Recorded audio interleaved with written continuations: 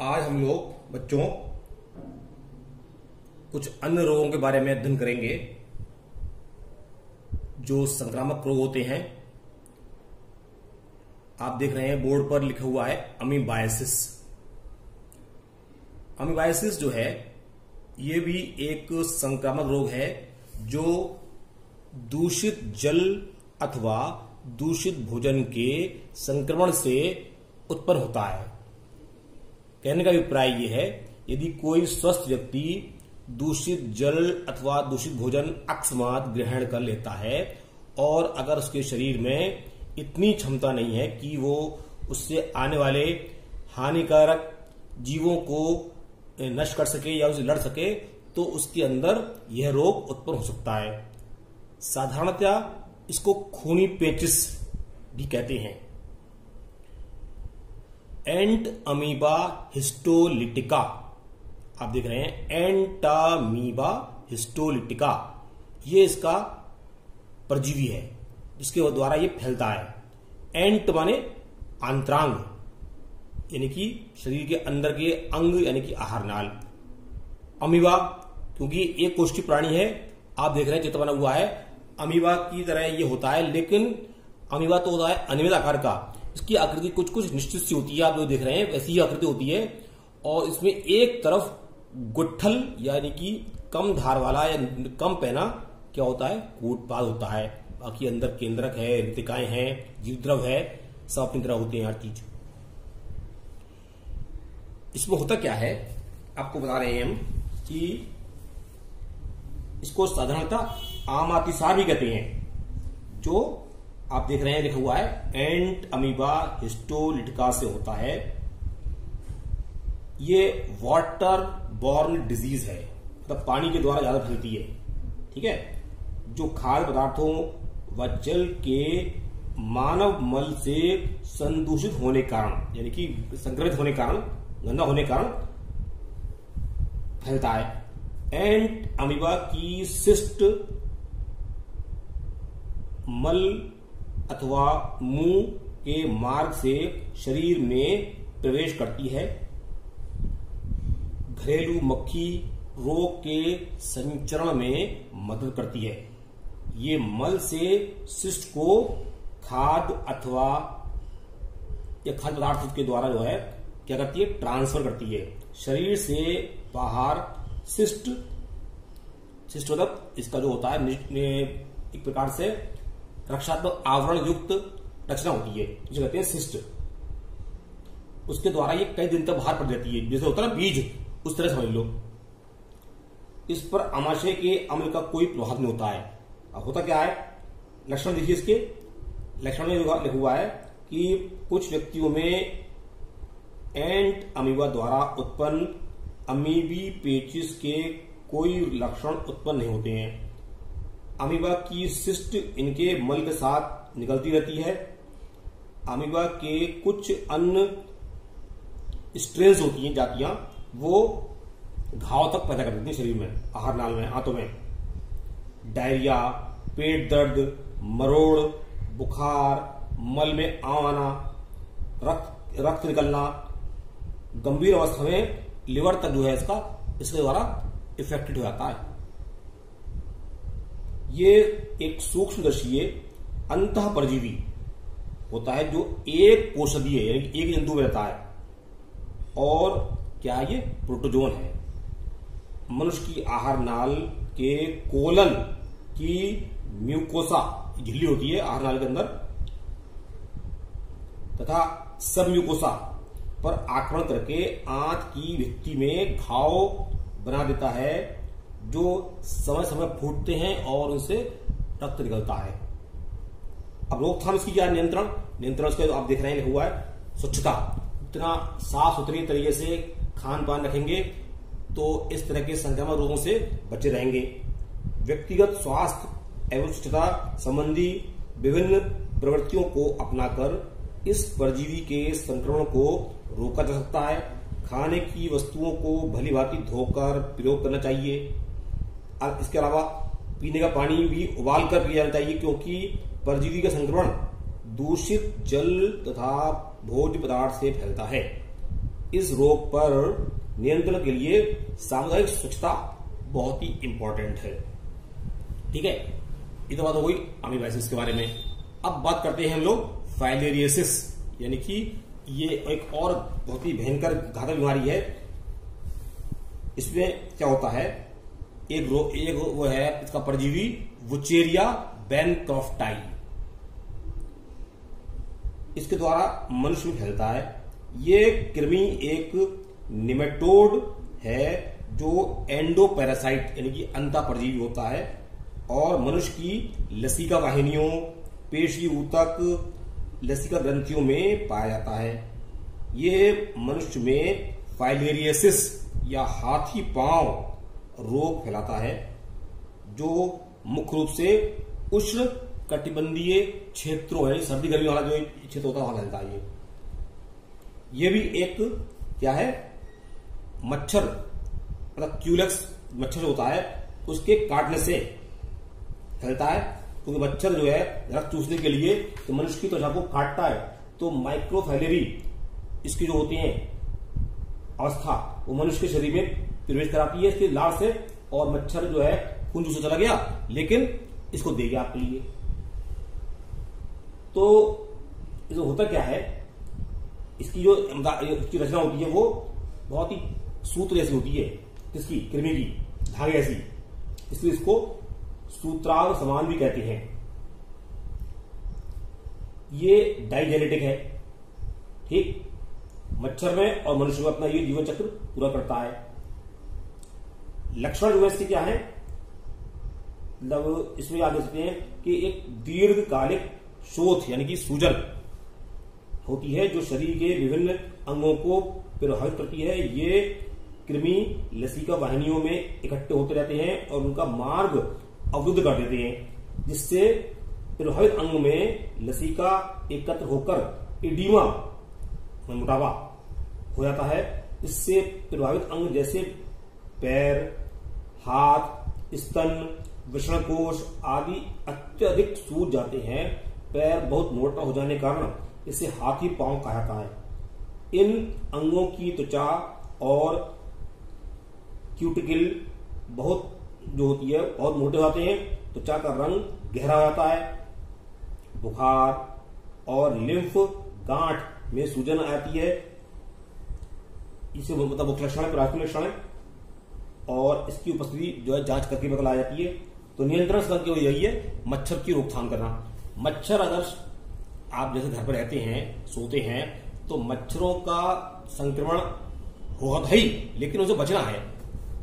तो बचने के लिए कैसे सोया जाएगा, जिन्होंने जगह में सोएंगे, मतलब मच्छरों से, मच्छर से बेस्ट है मच्छरदानी। मच्छरदानी से बेस्ट कोई भी अल्टरनेट नहीं है। बाकी चाहे आप कुछ भी लगा लें, कोई क्रीम लगाएं, पाउडर लगाएं, तेल लगाएं या कोई कॉइल लगाएं, ये सब जो है हानिकारक पदार्थ होते हैं, शरीर के लिए किसी न किसी रूप में हानि पहुंचाते हैं। मगर मच्छरदानी जो है एक ऐसा उपाय है जो मच्छरों से सबसे सफल तरीके से और बिना किसी नुकसान के, साइड इफेक्ट के आपकी रक्षा करता है। तो मच्छरों से बचने के लिए हमें अगर उपाय सही से कारगर हो जाए तो कोई भी मच्छर जनित रोग शरीर में नहीं फैल सकता है। अब देखिए आगे एस्केरियासिस, ये क्या होता है। एस्केरियासिस रोग हेलमिंथ परजीवी एस्केरिस के द्वारा होता है। एस्केरिस मनुष्य की आहार नाल में पाई जाने वाला एक कोषीय अंतः परजीवी होता है। इसकी उपस्थिति बच्चों में ज्यादा हानिकारक होती है। बच्चों की वृद्धि को रोकता है, द ग्रोथ उनकी, तथा उनकी स्मरण शक्ति कम हो जाती है। बहुत अधिक संख्या में पाए जाने पर मितली, उतरशूल यानी कि कोलिक पेन जैसे लक्षण होते हैं, मतलब पेट में दर्द होता है एक प्रकार से। इसके अतिरिक्त आंतरिक रक्तस्राव, आंत का मार्ग अवरुद्ध होना, बुखार, खून की कमी, दस्त, एपेंडिसाइटिस जैसे लक्षण इसके होते हैं।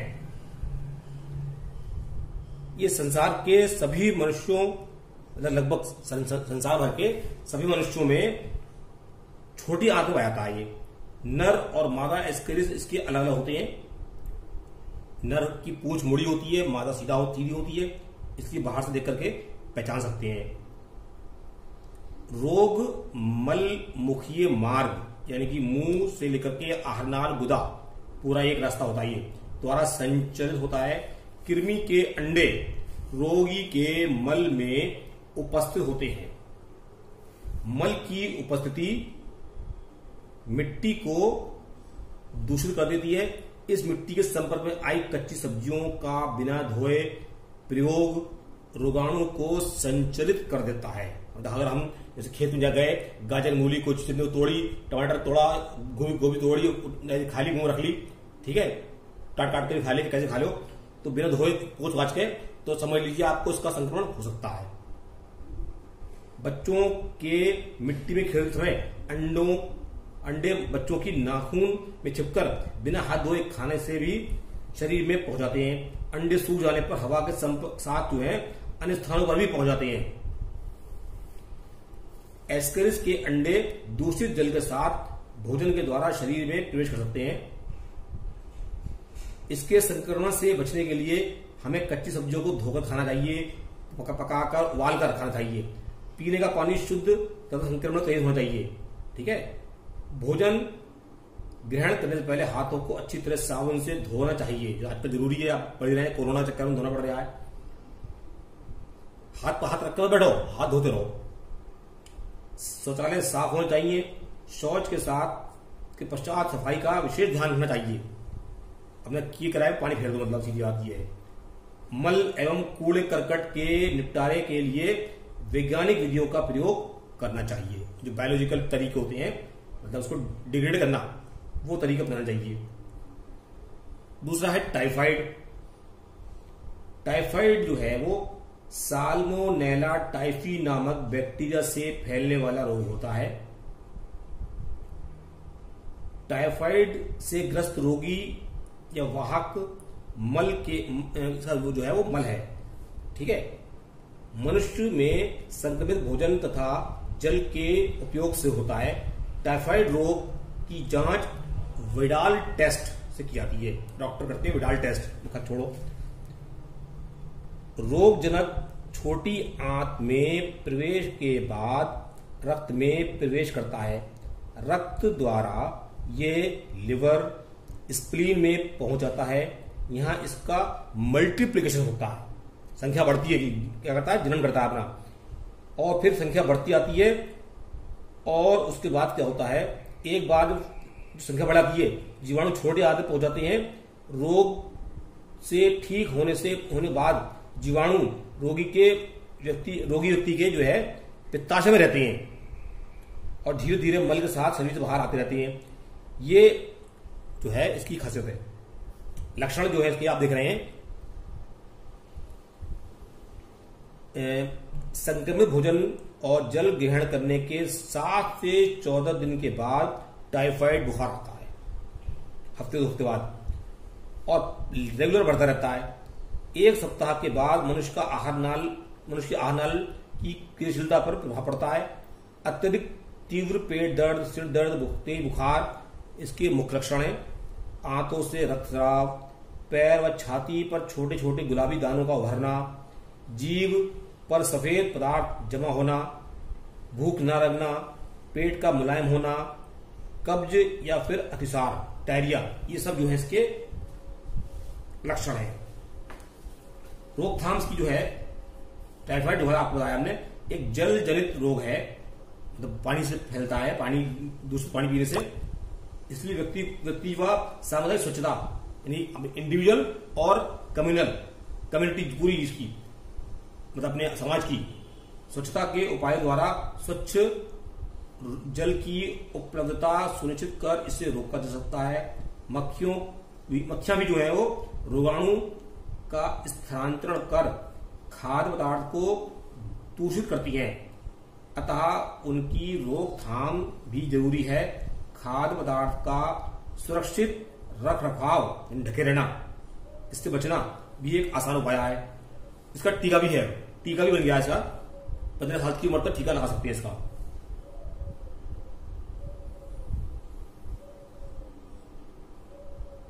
ठीक है। अब देखते हैं स्वाद निमोनिया। अब देखिए आगे बात करते हैं हम लोग निमोनिया और जुकाम के बारे में। निमोनिया जो है फेफड़ों में होने वाला रोग है जो बैक्टीरिया, वायरस, फंजाई या अन्य परजीवियों के कारण हो सकता है। संक्रमण के कारण फेफड़ों के वायु कोश में सूजन आ जाती है, इनमें तरल भर जाता है जिससे मनुष्य को सांस लेने में कठिनाई होती है। अत्यधिक संक्रमण की स्थिति में मनुष्य की मृत्यु हो जाती है। ये जो है फोमाइट द्वारा होता है, मतलब जैसे किसी रोगी की हमने मतलब कोई वस्तु इस्तेमाल कर ली, रुमाल है, तौलिया है, चादर है, तो उसके द्वारा भी फैल सकता है, जिसे कहते हैं फोमाइट जन्म। ठीक है। ऐसे ही जुकाम, सामान्य जुकाम होता है, कॉमन कोल्ड कहते हैं। नाक या गले की जो होती है श्लेष्मिका, ये सूज जाती है वायरल इन्फेक्शन से, जिससे कि बहुत अधिक मात्रा में म्यूकस यानी कि श्लेष्मिका श्रावण होता है। और इसका जो है राइनो वायरस, इसका मुख्य वो है परजीवी इसका होता है, जो ये भी एक प्रकार से फोमाइट रोग, मतलब फोमाइट जन रोग है। ठीक है। तो इस हिसाब से जो है आपने देख लिए ये 6 रोग देख लिए, आपको आज बता दिए। एंटाबीवा हो गया, अमीबाइसिस हो गई, फाइलेरिसिस हो गई, एस्केरियासिस हो गई, टाइफाइड हो गया, निमोनिया हो गया और जुकाम हो गया। ठीक है। जुकाम हो नहीं गया तो जुकाम पढ़ लिया आपने। बाकी अब रह गए हैं 3, इसको हम नेक्स्ट टाइम में कराएंगे। कौन कौन से हैं वो? चिकनगुनिया, डेंगू और रिंगवर्म।